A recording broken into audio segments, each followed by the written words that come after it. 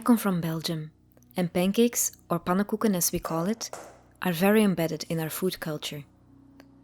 I have fond memories of my mom making us pancakes when we were kids. They always have been one of my favorite comfort foods. When I introduced my Italian husband to Belgian cuisine, he immediately fell in love with pannenkoeken, which was a reason for me to perfect my pancake making skills. Making pancakes is not hard, but there is a technique to having them come out very soft and tender, so they seem to melt in your mouth. I will show you how I achieve this. A first important step is figuring out the correct proportions of the ingredients. In the description I share my recipe, and also how you notice when the proportions are off. Further, you want to prevent clumps to form. I do this through mixing in the milk latest, in small batches, mixing everything until fully incorporated. If you mix in the milk at the beginning, you'll have so much liquid that the flour doesn't bind and starts clumping. You should end up with a rather liquid batter.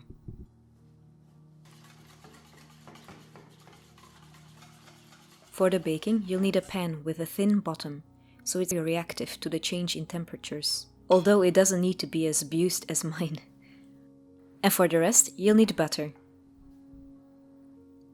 The butter will create some fumes, so I like to wear something in my hair, so my hair doesn't hold on to the cooking smells. I bake my pancakes on a high fire. The longer they stay in the pan, the more they will dry out. I always look to get the pan as hot as possible, without the pancakes burning or the butter turning black. To achieve this, it's best to start off on a medium-high fire for the first pancakes, and then to test for the following pancakes how high you can set the fire without burning anything.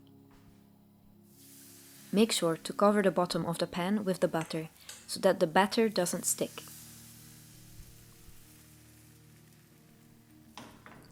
My first pancake is always a tester, to see how warm the pan is and to check how many spoons of batter I need to fill the pan. You see here that I use a butter knife. Always be careful not to scratch the surface of your pan. Wait until the top of the pancake is no longer liquid, and then flip your pancake. The other side should have a golden brown marks. If the baking marks became black while the top of your pancake became solid, you'll have to turn the fire down a bit. If there are no baking marks, or they are just light in color, you can turn the fire a bit warmer. The baking marks give the pancake a very nice flavor, but if you need to leave the pancake too long in the pan in order to achieve them, your pancake will become dry. I bake the pancakes between 30 and 40 seconds on the first side, and between 10 and 20 seconds on the flip side. The flip side usually gets less baking marks anyway.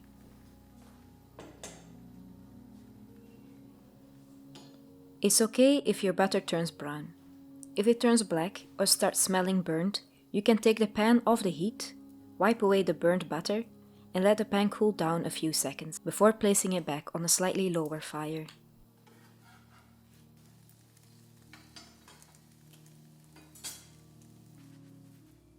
If you cover the finished pancakes, their edges will not dry out.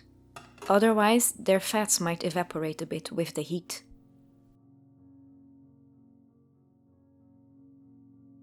I remember that, initially, when I learned how to bake pancakes, the process could feel a bit clumsy, and I often had a few failed pancakes amongst my batch.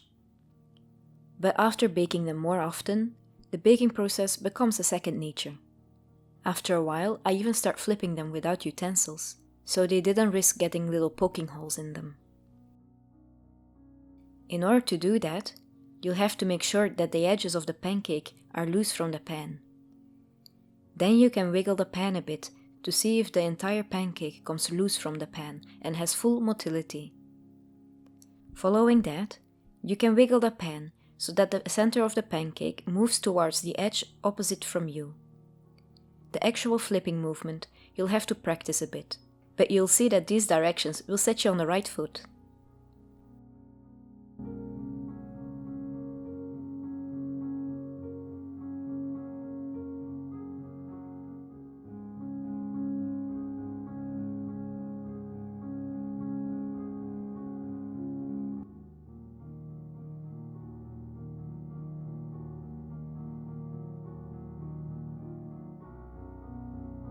Here you can see the flip one last time.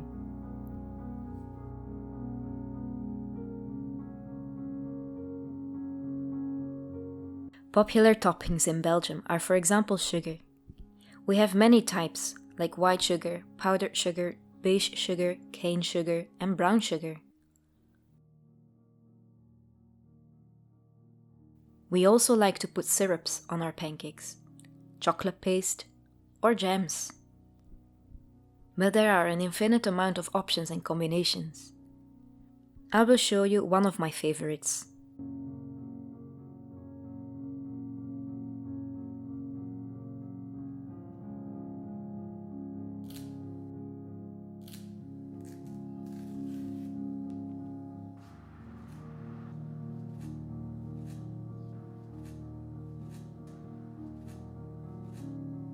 I like to put some banana, maple syrup,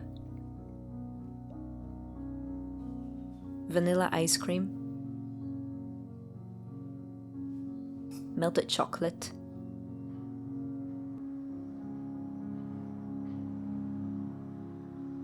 and toasted hazelnuts.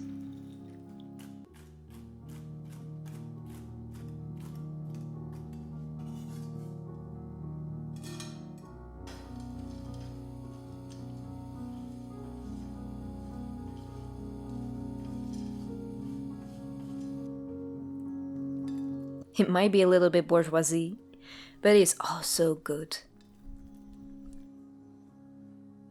And to make it look nice for you, I put some edible flowers on it.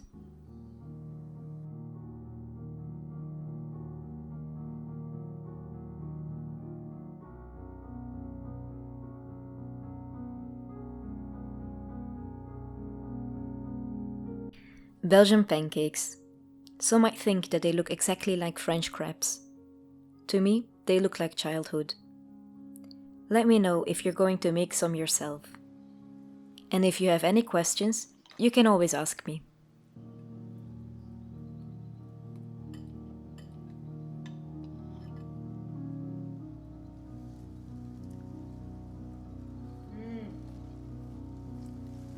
Is it good? Yeah, it's good. I see it in your face. Thank you for watching, and I wish you a lovely day.